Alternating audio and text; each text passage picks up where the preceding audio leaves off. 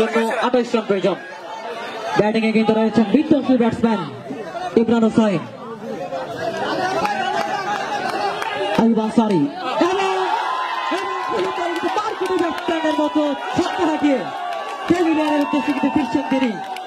ইমরান হোসেন প্রথম বলে কিন্তু তিনি ডাক মেরেছেন 0 বল, 0 রানে কিন্তু তিনি প্যাভিলিয়নের দিকে যাচ্ছেন। চমৎকার ভাবে কিন্তু আইয়ুব আনসারী নিজের ঝুলিতে আরো একটি উইকেট শিকার করেছেন তিনি। আইয়ুব আনসারী এখন বোলিং প্রান্তে কিন্তু আইয়ুব আনসারী পরের বল, আমার সুন্দর আসিক ছিল কিন্তু ভাই বেকারি ক্রিকেট একাডেমির জয়ের জন্য মাত্র 28 রান প্রয়োজন 16 বলে। এবং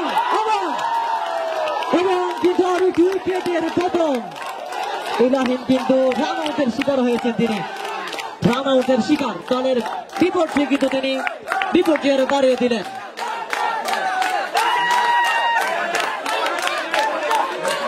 সুপ্রিয় দর্শক, আমরা কিন্তু উপভোগ করছি বল্লভপুর ক্রিকেট একাদশ কর্তৃক আয়োজিত Ballabhpur super 4 cricket premier league 2025-এর দ্বিতীয় মেগা সেমিফাইনাল। বোলিং প্রান্তে রয়েছেন কিন্তু আইয়ুব আনসারী, লেগ সাইডে বলছিল এবং জিরো আবেদন, সিদ্ধান্ত ওয়াইড। আম্পায়ার কিন্তু বাজ পাখির মতো দুহাত প্রসারিত করে জানিয়ে দিয়েছিলেন আমাদের, এবং কিছুটা বোঝা পরামর্শ হবে দু আম্পায়ারের মধ্যে।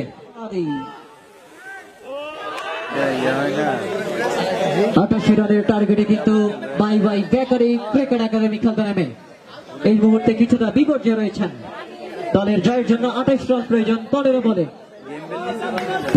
28 রান।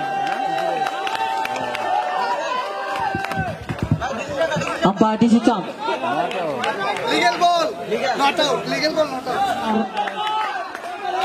বাধা দিয়েছেন তিনি। পরের বল, আইয়ুব আনসারী চমৎকার ভাবে এই বলটি সম্পন্ন করেছেন।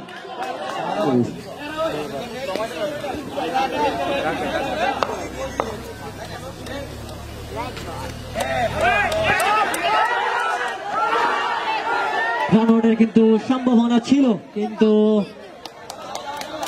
স্টাম্প উড়িয়ে দিতে পারেনি বাবু 17 নম্বর জার্সি ঈশানগর বন্ধমহল ক্রিকেট একাদশের। আইয়ুব আনসারী কিন্তু নিজের তৃতীয় ওভার করছেন।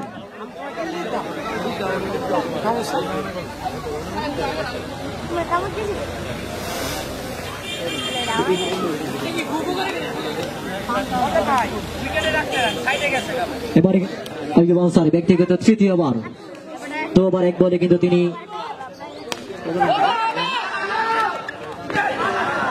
আরেক 1 রানের জন্য কিন্তু প্রান্তে বদল করেছেন শরীফ খান।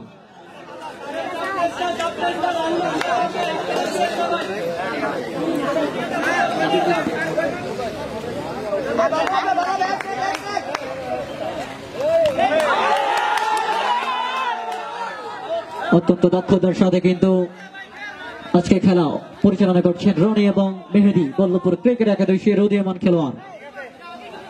সুন্দর ডিসিশন। আমাদের কিন্তু রিভিউ সিস্টেম রয়েছে, যারা রিভিউতে দায়িত্ব পালন করছেন তানভীর, আরেফুল এবং ফয়সাল। পরের বল একদম মেইডান বরাবর, সেখানে ছিলেন 8 নম্বর জার্সি আইয়ুব আনসারী কিন্তু ব্যক্তিগত তৃতীয় ওভার করছেন, এবং এই পর্যন্ত তিনি 3 রান দিয়েছেন মাত্র 3টি ওভার করে, এবং সুন্দর একটি 4 ফিরে দিয়েছেন রিয়াদ ইমন। চমৎকার ভাবে কিন্তু তিনি 4 রান ফিরে দিয়েছেন।